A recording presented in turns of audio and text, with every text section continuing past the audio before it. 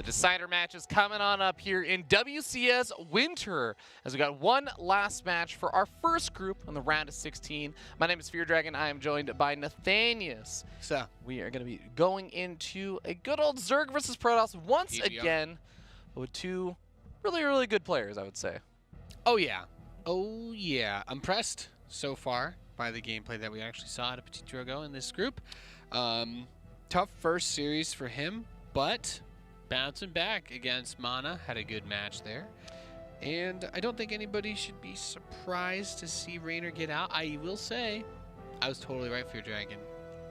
Namshar was the guy to take him out. You were right, yeah. I was the guy that actually was backing up Mana. I'm a big Mana believer. He's one of my favorite Protoss players in Europe. But Namshar has been playing really well today, and not only being able to take out Mana, Mana, of course, not only getting knocked out, but also we ended up seeing a really good series of Namshar versus Raynor. Now, granted, that was a ZVZ. We're going to keep that in the back of our minds as we go into a Protoss versus Zerg. I feel like Namshar is just playing really well today. Yep, I like him in this match. I mean, Drogo definitely did some stuff that I was a little bit like question mark about. But if he's winning, you know, I don't have too much to say about it. I'm very interested to see this match because I feel like this one is completely up in the air. I'm going to go with a 50-50. 50-50? Yeah. If that probe stays alive, do you give it a 49-51? The scouting probe? No. No? Not today. Okay. Not today. I'm going to go with a little bit of favoritism toward Raynor, just because Raynor still looking pretty strong, and I think this is, or sorry, oh my god, not Raynor. Namshar. Namshar still looking really strong coming in off of that last series. But yeah, I could definitely see this going either way. He looks cold in that picture. We need another jacket for Namshar. Yeah, everyone else is doing like the cross-armed intimidation. Namshar is doing the cross-arms, like keep myself warm. Yeah, and Drogo's just sitting there like, man, I'm good. It ain't nothing but a thing, baby. All right, well, we're starting up here in the top left-hand corner of the map, top of the blue Protoss player. He is PtitDrogo from Team Makers. Facing off against our red Zerg player in the southeast, he is Namshar. Nom nom. A lot of people were posting in the chat about how I pronounced Namshar. So now I'm going to say num, as in num nom. Num? Nom nom, which is what all of you should be doing, even if you're all alone on Valentine's Day. The chocolate's going to be on sale tomorrow. I don't know if they do that in Europe. I guess most people watching are probably still. No, it's 9 a.m. Is Valentine's Day a big thing in Europe? Yes. I don't know. Where is Roddy? We need him to answer some We need questions. to talk to Roddy. Do they do Valentine's Day? You know, like Netherlands has their whole entire like Christmas thing that they get weird about, and then there's what? Groundhog Day. Groundhog Day? There are no groundhogs in Europe. They're outlawed over there, apparently. They're actually illegal. Some aspiring entrepreneur tried to pitch like the European Shark Tank, like a Punxsutawney. But instead of Punxsutawney, it would be like... If it's a shark? Yeah, it'd be like the Paris-Phil. They're like, well, that just doesn't have the same ring to it as Punxsutawney Phil, so they don't get Groundhog Day. So it's actually spring over here in America already because of our groundhog's magical powers. But Europe will be stuck in winter until March 21st. Pretty brutal for those guys over there. Yeah, you know, I'm really enjoying our winter weather here in California, where it's just sunshine and rainbows all day, except when it's raining every single day. It's pretty much just been raining. Yeah. But like I said, that's because spring came early. The April showers are hitting just very far in. We're out of winter, so we will now be colder. Yeah. Yeah. That's just the way it goes. It's California's always colder when it rains. California is a fascinating place. There's only so many places where it's hot and raining. It has to be really hot for that to happen. Or you have to be in Florida. Florida is a whole other plane of existence. Yeah, we don't talk about Florida. We've got a Stargate build as that probe. Is he going to make it? Is he going to? Is he though? He doesn't have too far to go. I think he's going to get hit one more time, unless the Adept... Oh, the Adept pulls him back. There you go. But it's not a 51% according to Nate. No. That's not the game changer. It's not the game changer. I will let you guys know when we find the game changer of this game. We do have the Lings sneaking on in, though, evading that Adept. And the Adept, of course, is going to get some scouting information. These could be 1% Lings. These could be 1% victory chance Zerglings getting inside. Getting a couple probes here would greatly increase his chances of winning this game. Nothing starting from that Stargate just yet. And he started up Warp Gate. He never got anything from that Stargate. He got a probe, forced a little bit of a pull. No. Well, he doesn't want to build it in front of his units, right? He wants to wait. And he has. It's an Oracle now coming in. Yep. And not a crazy fast Oracle. I mean, we did see Adept and Stalker and Warp Gate start up before the Stargate ended up being utilized. Robo finally comes on down. And we end up seeing Namshar just going to get his Overlord pushed back for a little bit. But Drogo sets up in his natural. Is going to take his third and fourth Gas Geysers. And feels okay knowing that the third base and drones are just being made on the other side of the map. Yep. There's that high ground. There's the Oracle. Gives the high ground vision for the Stalker to poke that Overlord out. Get that kill. And he's going to follow it up. Robotics Facility, Twilight Council. This is a little bit more in the realm of what we're familiar with. After watching Mana PvZ, I'm like, what is going on? Nothing makes sense anymore. But then Drogo's like, it's okay. I'm going to play a very hey, that's German. That was the German accent. I'm trying to get my French. Let me channel my inner Todd. Look at the supply. I'm going to go for a standard robotics facility with Prism. I love you, Todd. Yes, I do use your voice to calibrate my accent. When I need to do a Drogo, I just go to Todd, and then It's all about key phrases. It really is. But I add in a little bit more balance whining. No. Look at these. Well, Todd and Drogo. Todd and Drogo, are they that different in that department? I don't actually, you know, I think... Just because Todd's been playing a ton of Warcraft 3 doesn't mean he hasn't been complaining about it. I have seen his Warcraft 3 tweets. We do see Templar Archives, like you said, being added on. So we're going to go into the good old Archons. Warp Prism makes its way across the map, and with just Lings out right now, but the Roach Worm being added on, Namshar will eventually have the defenses he needs to deal with this. But there's going to be that initial little sweep in here where I think Drogo will have the Archons right before the first set of Roaches are out. Yep. I want to see a Nidus. Roach Worm is done. Laird's about to finish. That third base is nice and early. I want to see a deep tunneling, burrowing worm plow its way across the map, Gears style, just destroying everything. Of course, my wishes are rarely answered. But wouldn't it be great if Nidusworms did damage wherever they popped out? That just sounds like it would make sense. Like, why would you want to stand underneath the monster when it bursts out of the ground? You should be able to path over the worm while it's burrowing, and then if you're on top of it when it finishes, it just nukes anything on that side. Nidusworms instantly kill whatever building that they throw on top of. Well, I mean, you could. Why not? Building. That would obviously. Really diving far with these Archons, which can be really good. He went in very deep with the Archons. Wow. Saves them. And kills off 2 workers, denies a lot of mine time, killing off some of those queens like you were saying. This is a great opening so far from Drogo. Yeah, I like it a lot. He's going to be able to find another queen here. Maybe? You going to go for it? Ooh. Yeah. You have to be careful because the roaches attack. If the roach is in melee range, the roach will melee attack instead of shooting its attack. Can't dodge those melee attacks. Means it cannot be dodged, so... Charge going up behind this for Drogo. Not going to be researching Storm anytime in the immediate future, it looks like, as he really just wants to get up that Immortal count, get up charge lots, and get up some good defenses back at home. Doesn't want to play too greedy. Nah. You know the Hydra does the same thing too, right? Has the melee animation. Yeah. It's too close. Fun fact, it also, this is probably the most impactful thing about that little factoid of the melee attack. If you have Roaches or a Hydralisk doing their melee attack, Guardian Shield doesn't reduce their damage. Nope. Because they don't fire any ranged attack. Yeah. Pretty sick. Okay. Also, Hydras were not blocked by point defense drone when they used their melee attack. Oh, yeah. That was another big thing. No one remembers with that ability. This attack is going to be pretty important for Drogo to get some damage done with, because, again, he is not researching or investing into Storm right now. And he's going to be going up against a pretty large Roach Hydra army with even a few Ravagers mixed in, plus weapons about to finish up. Shouldn't Namshar just try to... Okay, I guess it's too late now. I was going to say, shouldn't he just try to jump on this? But there are a lot of sentries. Holding the ramp. He's got, what is that, just 2 Ravagers to deal with force fields?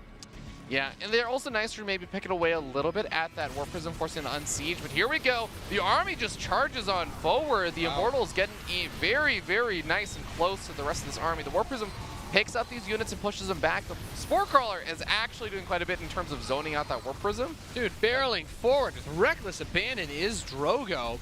And that Spore Crawler, as you were talking about, is going to run the Oracle away from it. Another warp in of Zealots comes in.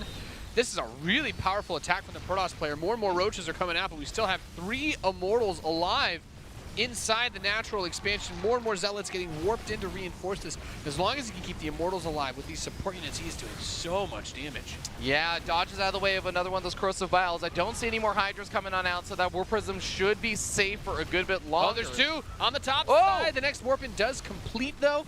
But these Zealots, they've lost their retreat path. Or, excuse me, the Immortals. Does it matter? No. One more hit. One more hit. There we go.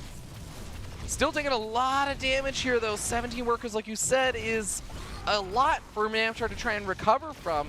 Behind this, Drogo does still have his 3rd base. He's starting up Storm now. He's starting up +2 weapons. He's warping in some units back at home, and he's still getting damage done with these units. Yeah, this is just reached insanity. Look at that. He's even going to recall him out. Boom, boom. Taking the express right on the Bifrost back to the 3rd base. Storm is on the way, +2 attack. And, I mean, at this point, just crank out the Immortals. It's not like Namshar has the money to transition into anything, right? Yeah, I don't He is just building Roaches, so. I don't know what the winning play is here for Namshar. Unfortunately for Drogo, he doesn't have that production tab. That's quite nifty for us, Spear Dragon. Yeah. Zealot run by is going to try and get some damage on the Roaches. On creep should be able to catch a decent number of them, though. Getting some. This is the part where you have all your Zealots charged to the one up front. You know what I mean? You do like the charge. Right-click the specific. Have you seen the? Yeah, bring a stock over. Have you seen the charge meme trick? Oh yeah, Zealots charge quite far. I remember there was There's the gif of the one Roddy. Roddy had a Zealot that. Oh, charged, I had not seen that. Like across 2 bases, because it charged onto a reactor and then a tank shot it and it re-aggroed. And it's charged. Oh, I have seen that one, yeah. It charged like a whole screen length, maybe even more. Dude, there was this really hopeful moment. I was at WCS Austin, and I was sitting with Probe, and we were just testing stuff in the unit tester, and we just got this very, very hopeful, cheery-eyed look on each other's face as we tried to see if a Zealot could charge all the way to the other side of the map. And then we realized the charge still just has a limited radius. There is a limit. The limit's because it can't, the only unit that it doesn't have a guaranteed hit against is the Speedling on creep. Otherwise, the reason why Zealots can charge so fast is because Marauder Concussive Shell back in the day. Ooh. Okay, Roach is going to be countering the rest of these units. Storm is so many Storms. That is a lot of Storms. Even if Storm does not do the most damage to Roaches, there's enough Storms that they will. Yeah, well, when you're mixing it in with Immortals and Archons, it's going to be enough. This is he's got at least like 4 more, it looks like. And he's engaging at the ramp. One Corrosive Vial does land on the High Templars, but they still manage to survive. Zealots are making their way very far away from the rest of the support of these Immortals. He's handling a lot of the Roaches on the left-hand side, but this is starting to look a bit better for Namshar now. Yeah, the High Templar are no longer a factor. They're all going to turn into Archons, but there's still 3 Immortals pushing up that ramp. And, of course, the weapons in the back reinforcing with the Zealots are going to be charging in now on top of the Storm. He does lose one of the Immortals. 2 of them more keep pushing up. There's the Transfuse on the Ravage, but the Zealots have made their way to the 3rd base mineral line. That's it. GG. Drogo takes game number 1. Yep. He looks so sharp. Yeah, and of course just getting a pretty big lead off of that earlier attack where even though he didn't quite kill Namshar, he got very, very close to it. Did way more damage than Namshar could really take. Namshar was just playing from behind from there. Yeah. The second attack was more of a formality. Yeah, indeed. He was like, well, I guess it's time to actually kill you, so that's what I'm going to do now. But really well done by Drogo. I mean, he did a standard build and just executed it very well. He went for the Stargate, into the Robo Twilight, got a good bit of Prism Harass, and then the big shove just did so well for him. Am I missing something? Is it because of the Nidus that all the Zergs are opening up with like Roaches with speed? Or maybe that's just a Namshar thing? Because I noticed it against Mana. I'm like, well, this is a little bit odd. Like, I guess they're worried about these attacks. I get that the Archon drop, I guess, kind of you need the Roaches to a degree. But then they get like so many of them, and I'm like, is it because you can't get Hydras fast enough? Is that the problem? Yeah, I feel like that is more just a Namshar thing. Like, Namshar is the kind of player who does... Is he a Roach boy? He is a Roachy boy. He definitely likes his Roaches. Okay. Has transitioned a little bit more away from the Roaches into some other units lately, but he is definitely someone who made a bit more of a career for himself initially off of a lot of his Roach play and stuff. So I can definitely see that. We are just waiting for Drogo to use the restroom. But you know what? You know what, Nate? While people are in the restroom, did you know that if you just leave your StarCraft open, you could earn War Chest experience to unlock awesome things like this hatchery. I mean, except not like this hatchery, because the hatchery is unlocked for the start. But I think you can unlock other buildings like it. I think as of literally this exact moment, Dragon, as of it's 10 o'clock right now. As of 6 minutes ago. Delay. 6 minutes ago for the stream. Yeah, because of stream delay.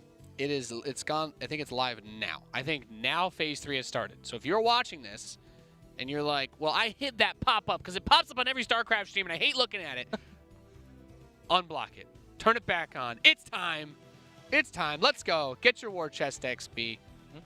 Last ones. What skin are you the most excited for in this wave? The Tech Lab. I learned when I was getting ready for the final phase of the War Chest buildings, I realized that Terran has some of the least interesting buildings because most of our buildings are add-ons.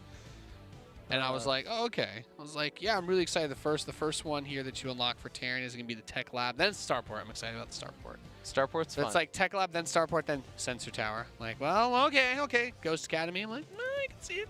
But then Fusion Core, and then that's really what I'm here for. I'm just excited because we're finally going to have complete sets, and then you will be able to hit the Equip Set button and get all of your skins and all of your unit skins all themed to one thing. Play as Special Forces or Simulant or Forged. Really, I'm mostly excited about the Protoss one, actually. I think the Protoss skins are amongst the coolest. Yep, definitely one of the most different ones. Yes. But starting up here in the top right-hand corner of the map, we have the French Protoss in blue. He is PtitDrogo.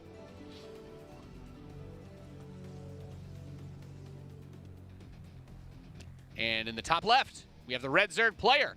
He is Namshar. Actually, Zombie Grub, if you can hear me in the green room, click claim XP on my laptop. Thank you. I've got the stream open. No, hold on. I need my XP. I'm going to do it from my phone while you talk. I need my War Chest. Oh, I need to beat you. Wow, that's... Because you set out the challenge saying you'd be the first commentator.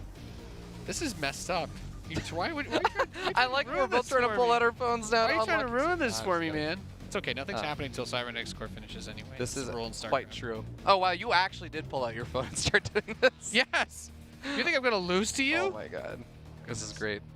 I just want my War Chest XP, okay? It means a lot to me. Okay. I want to go home, and I want to place... Oh, I just pressed the button. Boom. XP claimed. Yep. There we go. All right. Nice. You're ahead of me now. So we do have spawning pool and all that good stuff going up for Namshar. Like you said, Nate, nothing's really going to be changing until the Cybernetics Core finishes, and then we're going to keep an eye out for Drogo and what he decides to do and open up with. But this map is certainly a bit of a different map. Obviously, like the spawns being top left, top right is a little bit different than a lot of other maps. We got this big old dead airspace here protected by Big Daddy Amon. Yep. God, I was watching a little bit of GSL last night, or I think it was the night before, and it was Tasteless Artosis asking, is Amon a Zerg? I think one of them said that. I mean... And I was like, wow. Technically. That's what happens if you put 2 English majors in a math class, you know what I mean? It's just... It turns into a bit of a mess. You can't put these hardcore savages into the interesting You know what I was a little bit sad about, though? Is that I don't think it was ever said what race Amon was. What is the name of his race? He's a Zelnaga. Wait, no, the Zelnaga, I thought... He was just the bad one. No, he, but I thought, ate all the other ones. I thought Kiriban spoiler alert, guys. I thought Kiriban becomes a Zelnaga, though, because, like, she ascends, she was chosen. Yeah. But what was his race before that? Because he must have... All the Zelnaga were, like, as far as I know, Amon was just, like, he was basically, like, the edgelord of them. You know, it's kind of like how Hades was one of the original Greek gods. He was, like, one of the Protoss players with the forged skins. But he was there forever, right? And everyone just kind of tolerated him. It wasn't forever, right? And then at some point, when they needed to make a movie, then he had power. And that's basically Amon. So just imagine Amon as like Hades. Okay, I actually thought that all of the Zelnaga were like from different races that gradually ascended. I'm sure that there's somewhere some book that hasn't been explicitly written as canon. The life and diary of Amon. Someone's gonna cite some sort of like book thing about Zelnaga, and I'll be like, okay, well, you know what? I only go by the games. I go by the content that's in the game. That's as far as I go. People try to tell me Overwatch has lore. I'm like, none of those cinematics are in the game, man. You don't know that any of that's true. There's, you don't know. As soon as they add it as a loading cinematic, though, it's canon. Yeah, exactly. If it's not in the actual game, how would a person who only plays the game ever know anything about it?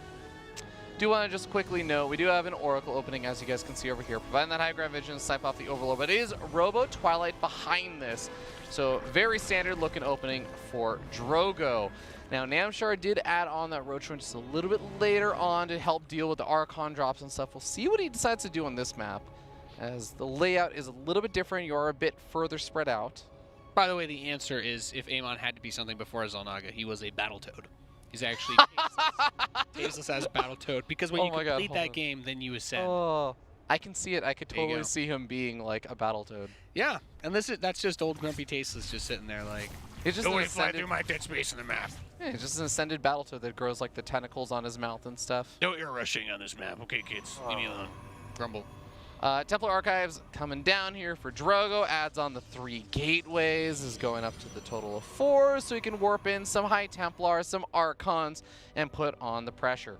Ro16 already starting up though. Looks like it's going to be a little bit earlier here for Namshar, comparative to when those Archons come in, and it should be fully ready with the UNC. Gas. You see that? Oh, okay, he fixed it. Oof. Yeah, Alpha Star saturation doesn't work on gas geysers, guys. Is he just gonna... See, in a situation like this, I would always go for 18 workers per base. 18 workers? Yes, because the 17th and 18th workers are still above like 89% efficiency. Still waiting on the non-Protoss players to start doing that. Yeah. Actually, that is an interesting... It's not as important for Zerg because they usually have more bases, so you can spread out very easily. Here comes the Archon drop, though, and there's the Roaches pushing it back. We saw Drogo be very aggressive. He got a lot of queens last time. He really pushed very deep into the creep on the last game. Finding an Overlord is nice. I will say that Namshar has done a much better job of softening up the Warp Prism this time, and that makes it a lot harder for that Warp Prism to get as deep onto creep and to really dive in. Just because the Warp Prism still has to be close enough to pick up the Archons. End up seeing 1 Overlord going down over there. That's nice. Namshar not getting supply block though, has plenty of Overlords to spare, as the Hydra Den also goes up behind this. Yep. And I mean, okay, I'm just gonna go back to what I was saying before. It's Roaches, and now he's got the Hydra Den coming in, and he's gonna go up against Zealot Immortal Charge Lot again. And I'm like, where's the Banelings? Am I crazy? Yeah, it could be a tough composition to make work against what most Protoss players really, really like to do. Warp Prism just gets a little bit lower, but still getting some free pickoffs here. And also, I love the Observer shutting down the creep spread, by the way. This makes it so much easier for those Archons also get more damage done if they kill off a bunch of those creep tumors. But here we go. Army moves across the map. Okay, here come the Hydras. He's building 4 Lings as well with that, but there's no vision, by the way, of this army moving out right now. Yeah, he did a good job of calling the creep there. Oh, wait, did he just get the Warp Prism? Yeah, that's oh, with both Archons. That is a big deal. I don't know if Drogo can go right now. He's going home. Yeah. He's going home. You need that Warp Prism to be able to warp in the reinforcements to get that first round of charge slots. That was a really, really big snipe there for Namshar. Even if he didn't want to use it to reinforce, like that bottom left base, he could have taken that out with just the Archons or applied enough pressure to make room for his main army to attack somewhere else and then recall out. Yeah. Certainly had some options. Those options are all gone now. Well, as expensive as losing the Warp Prism and the Archons is, Drogo still can just transition out, get up Storm, get up more Immortals. Like you said, he's still got a very ideal army composition. I feel like the interaction is so much more binary when it's Roach Hydra, because like the Banelings are like such an X factor, where the Roaches are just literally there to die so that the Hydras can shoot at stuff. If the Protoss player is picking up their Immortals get softened up, if they're force fielding well, it's so difficult for the Roach Hydra composition to actually dive in and kill the Immortals. The Hydras can also still snipe off the Warp Prism, which I think is one of the big question marks, but since there's no Warp Prism out right now, the micro is going to be very limited here for Drogo. Yeah. Doesn't have a Lurker Den or anything, so really it is all about the force fields. Stasis traps. One gets set off on just a single Roach. Big Storm on the Hydras. That's really, really important there. Those Hydras are super squishy. Zealot run by on the south side, getting caught by some of the Ling reinforcements. Namshar just pulling back, though, not finding too much luck just yet. And it looks like he's just going to regroup on the south side of the map, but he's still making a lot of units and getting up a Lurker Den. I think he still wants to commit to doing some damage here. The Lurker Den is where it gets tricky, but even then, still, like, Charged Lot of Mortal Archon is still what people used to beat Lurkers back in the day. Back in the ancient times. Back in the ancient times a year ago. Yeah. Does anyone DAE remember that Sicknitis on Dusk Towers? Was it TLO versus Showtime or something? It was Nurture. It was Nurture versus Showtime. You're referencing a very specific game that I do not follow the reference for. That's what I think about when I think about Lurkers. And that game was 3 years ago. So. I am not Roddy.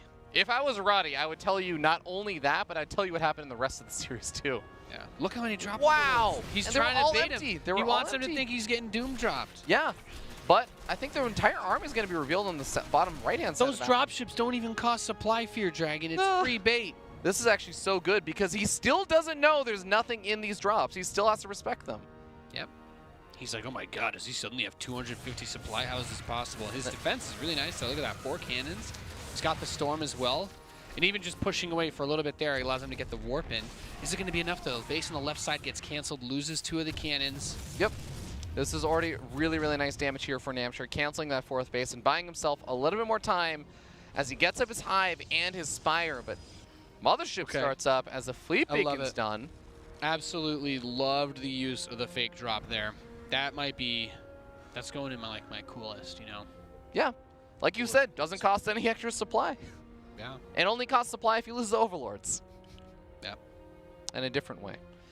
Do you remember in the beta, the Overseer used to be able to drop infested Terrans for 100? Oh my god, that was such a... And then they were that was a trying time. Those are the best days. Those are the best days. And they're like, you know, we realized that it generated army units. It didn't cause supply. This did cause a few issues.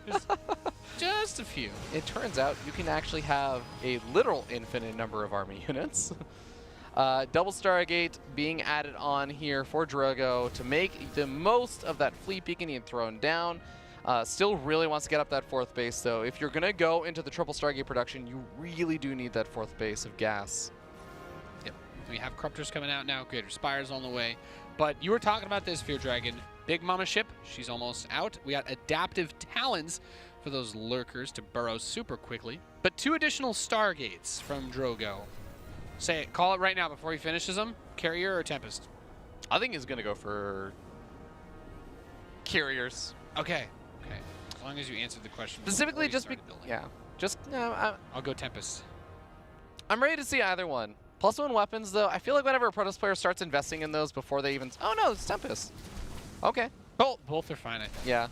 I guess he doesn't want to go Carriers because there's too many Hydras. Like, Interceptors are a real big problem right now in PvZ. It's also so 50-50 right now about Protoss players and their feelings on Carriers of like, Carriers are absolutely, totally not ever going to do any damage. And then still useful. Protoss players have just never tried using Battlecruisers before. Battlecruisers were good for like 3 weeks, and then they immediately nerfed them. In the one phase of the game, they were useful the first 10 minutes. All right, Zealot counterattack is going to be able to get some damage done over here if they go in on this. Actually, they're just kind of maneuvering around. Looks like the Hydra's not going to get involved, and these Zealots will eventually get cleaned up here. But Drogo's still just teasing adding engagement while he waits for his 4th and 5th Tempest soon. Ooh, do not want to move down that ramp.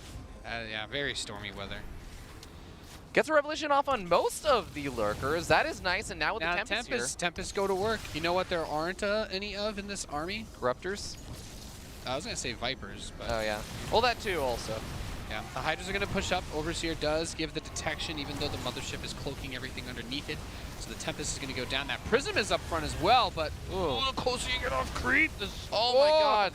The Time Warp also slowing down the attack speed of all these Hydras, as well as the movement speed to get out of those storms. Loses a Tempest, though. Those Tempests are glass cannons in a lot of ways. I love that. I love the change that they made to Time Warp there. It's really fun ability. So the Hydras come in from the right-hand side. They do soften up a bit of Drogo's army, but it's just the Broodlords chasing this back. And I actually do wonder, like, the Overseers are all sitting on the north side.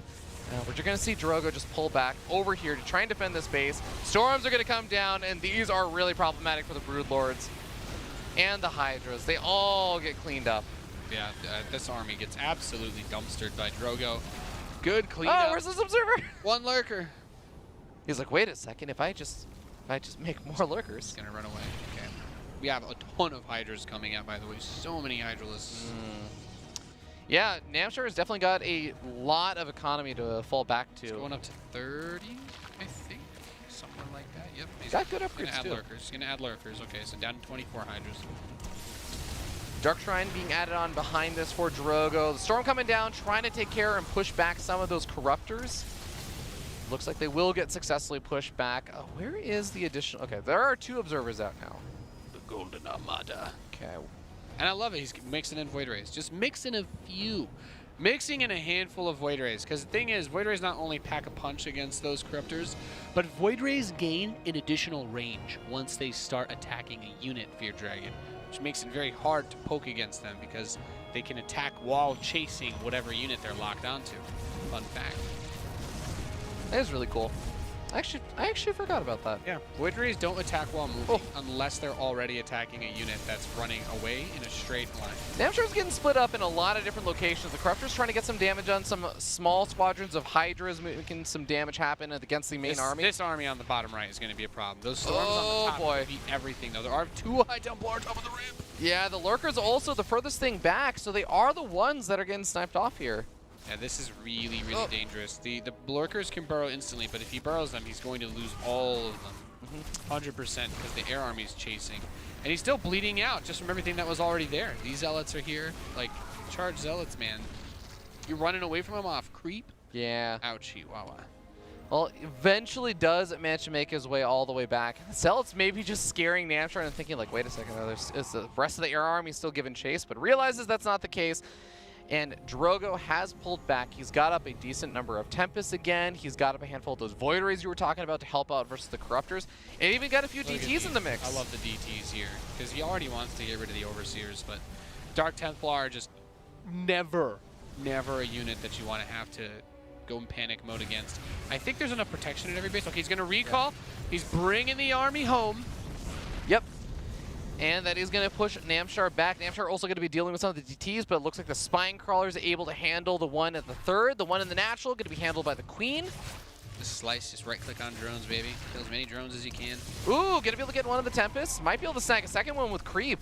Yeah, Tempests are no longer being driven by Vin Diesel, so they have to obey the speed limit. Hydra's kind of on their own, though. They do not want to fight against this army without backup, as they need some of those Corruptors or the Lurkers, just something to help them. Time Warp goes down. It does go down a bit preemptively. Yeah. He has enough energy. He's going to have enough energy for another Time Warp in a second, though. Time Warp is really weird because I feel like you see it so rarely that a Zerg player might make the mistake of trying to push through one. But as you pointed out, it does have that change they made to it. And I'd love to see him drop that Time Warp again. Okay, not for the Mothership dies. There are so many storms. He still has 4 or 5 more left. Absurd amount of High Templar. And the Void Rays just start microwaving everything.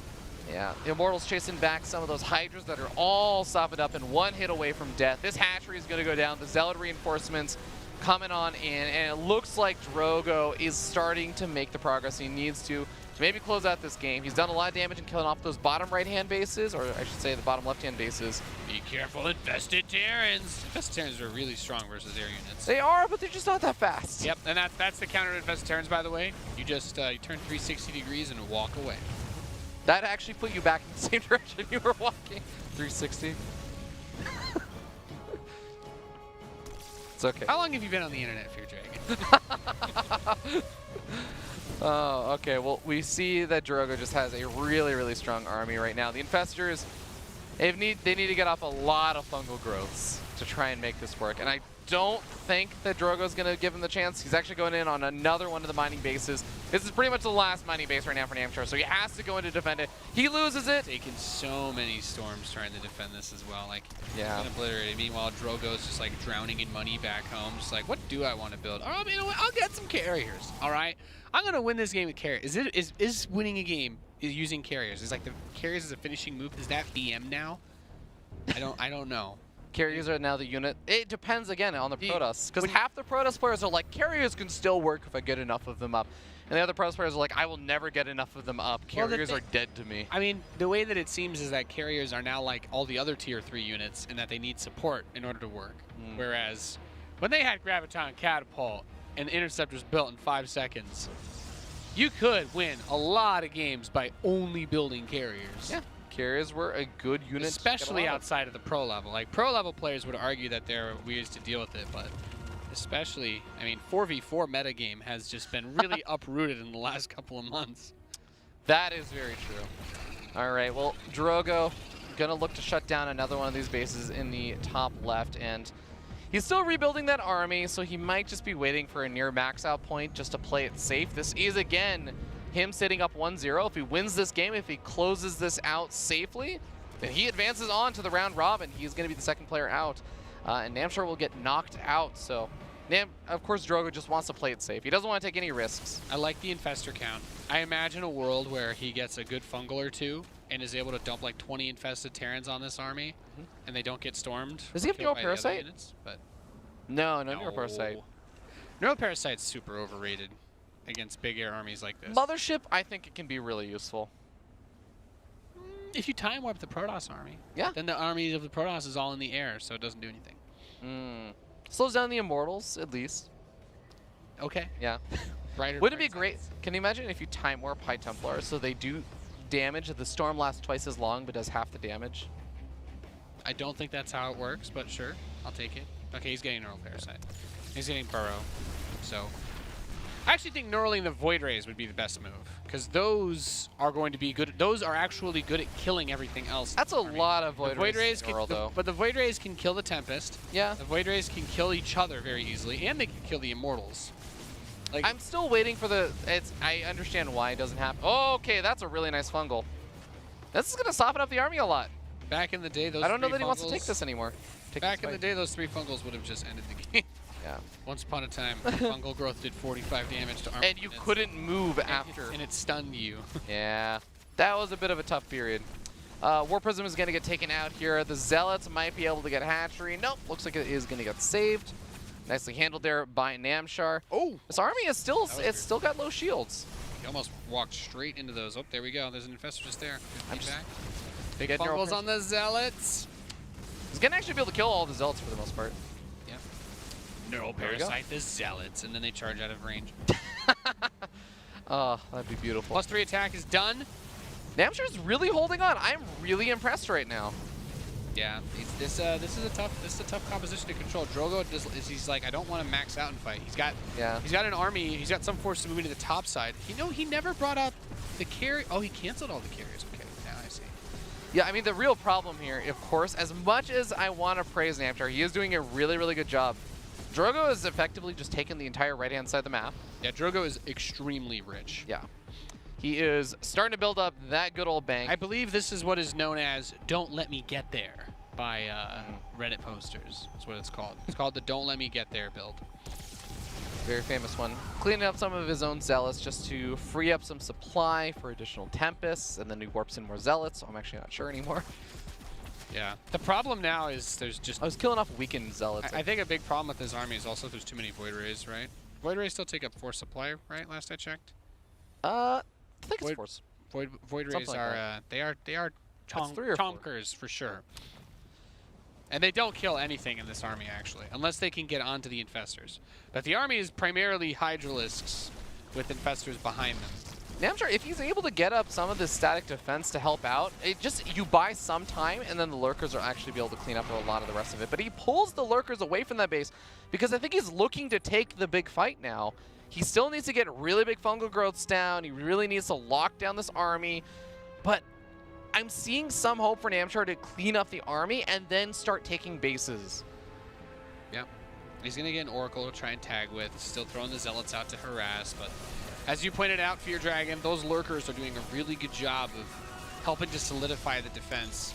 And there we go. Topside base going to be under attack. Infestor throws out a cheeky fungal. That will do pretty much nothing. DT's in the main base. That War Prism, I don't think he's going to get the hatch. No. But he does pull the entire army over there, so it's just the infestors on the ground. And I think Drogo realizes it. I actually really like the idea of putting a time warp over where the infested Terrans are going, since they are the biggest threat to this army in a weird way. Okay, ends up storming down any of the infested Terrans, and the Hydra's walking up a ramp into Storm is just not going to work.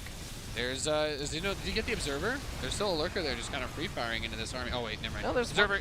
He can't attack because... The Observer's down here, yeah. He can't attack because everything's cloaked by the mothership now. So. Yeah, not going to matter. There is a decent number of Zealots and DTs this time. Whether there are Lurkers there or not, this hatchery is not going to be long for this world, or at least the mining isn't. Yeah, he's got to focus it. The Lurkers are doing work. But it doesn't matter. GG, well played. Well played. Congrats. Good luck. Drogo does it. Really good play by Drogo today. He recovered very nicely from the first match. And that does close things out for the European group, and also guarantee that I was wrong about almost every single prediction. Congratulations, Fear Dragon. That's what I live for. At least I got Raynor right. That's the one thing I don't even feel proud about that one, because that's like, oh wow, I predicted that Raynor would advance out of the group. Go me. Adams has a beard. Next prediction, Cyril's gonna advance, guys. No, but big congratulations to Drogo. He actually played quite well and did a great job making sure Namshar was not able to claw his way back into that game, despite it looking a little bit close a couple of times. Good group. Good Yeah. group. A for Amor, for love, because it's Valentine's Day. That is very true. Beautiful. A lot of good PvZs, got some good mirror matchups. But ladies and gentlemen, as we said before, it is going to be Raynor and Drogo now in the round robin, in the round of 8. So be on the lookout for that. That's going to be happening in a few months. But of course, we still have all the rest of the European groups and the Americas group, Nate. Yep. The Americas group is going to be coming on up. That is with its own special little lineup, and that is with special Scarlet, Rex, and Cham in just a little bit's time. So I think with that being said, Nate, do you have any recommendations of ways that people can spend their time during that break before Americas? I just want you to know that even during the timer that's going to be running, when we do that little like 10-minute screen, keep the stream up because you are still going to get your war chest experience. Don't stop, all right? Get on the skin train. It's fun. It's fun to have cool different stuff in your game. And you'll probably max out your war chest, you know? I'll put in a call to special. We'll get an hour-long or 2 turtleneck game, and then everyone's war chest gets maxed out. You win, I win. You can actually have your stuff maxed out by easily tomorrow, I'm pretty sure. If you just watch if you just watch StarCraft for the rest of this day, you will have your whole thing maxed out by 4 o'clock. All right, that's a guarantee from here. Nate. If you have any problems with that, tweet at Rotterdam08. Let him know. There you go. And we'll see you guys in about 10 minutes' time with WCS Winter Americas. Americas.